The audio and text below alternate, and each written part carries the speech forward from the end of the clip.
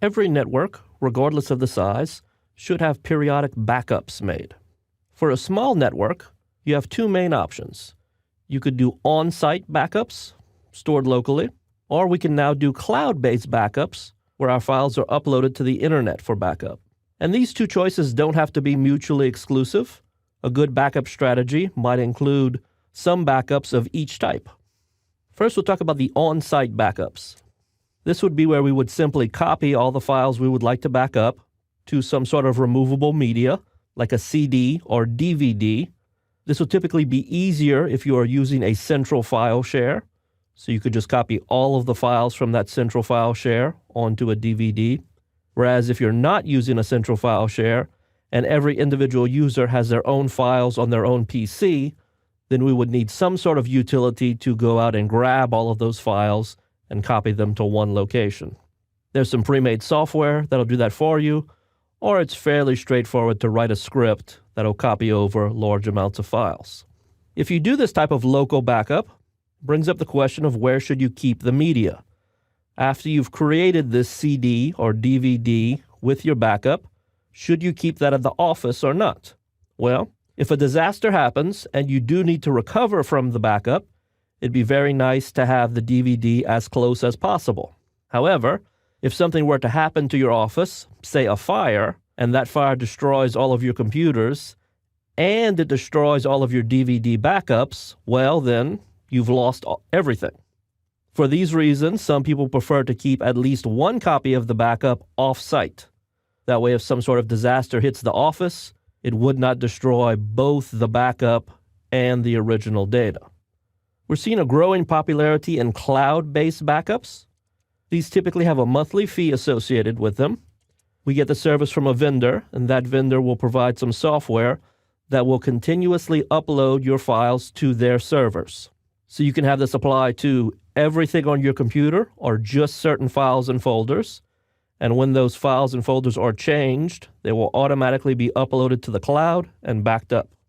Therefore, you want to think about some bandwidth usage. If you have a number of large files that you're changing often, every time those files get changed, they will be uploaded again, and therefore that could eat through a lot of bandwidth very quickly. So you do want to be careful if you are in a situation with limited bandwidth. You'll also want to talk to the vendor about a guarantee. We are now trusting a third party with our files, and there is a very good chance nothing will go wrong, but there is a small chance they will lose some of our data.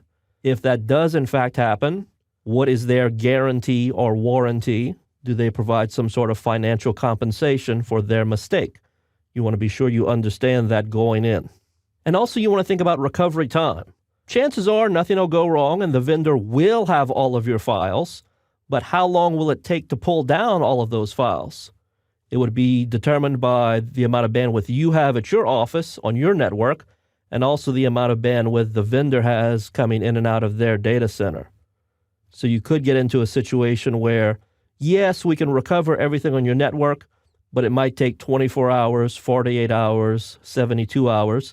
And for some people, that's perfectly fine.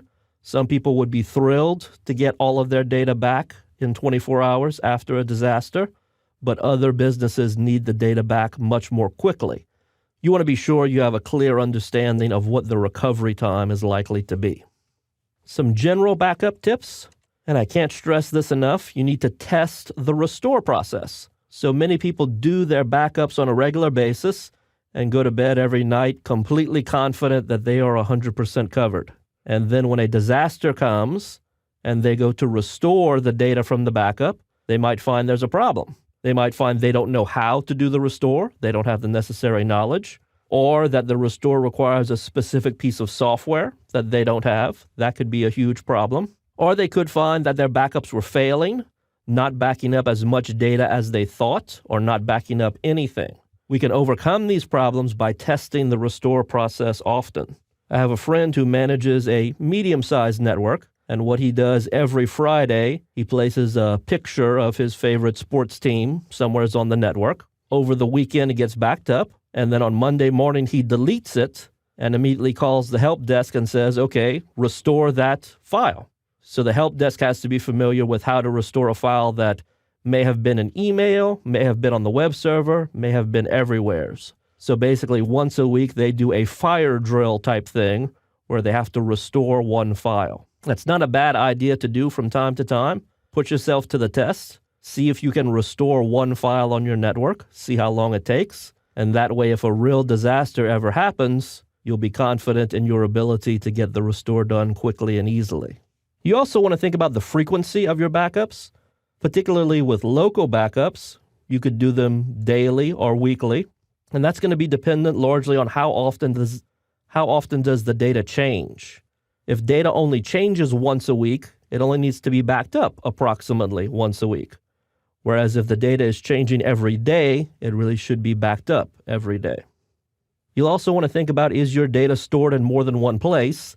And if so, there probably isn't a good reason to back up both places. For example, I have some software on my laptop that synchronizes one of my file shares to my desktop computer. So I have the exact same files on my desktop and on my laptop. There really isn't a whole lot of reason to back up both of them. As long as I'm backing up one or the other, that's sufficient.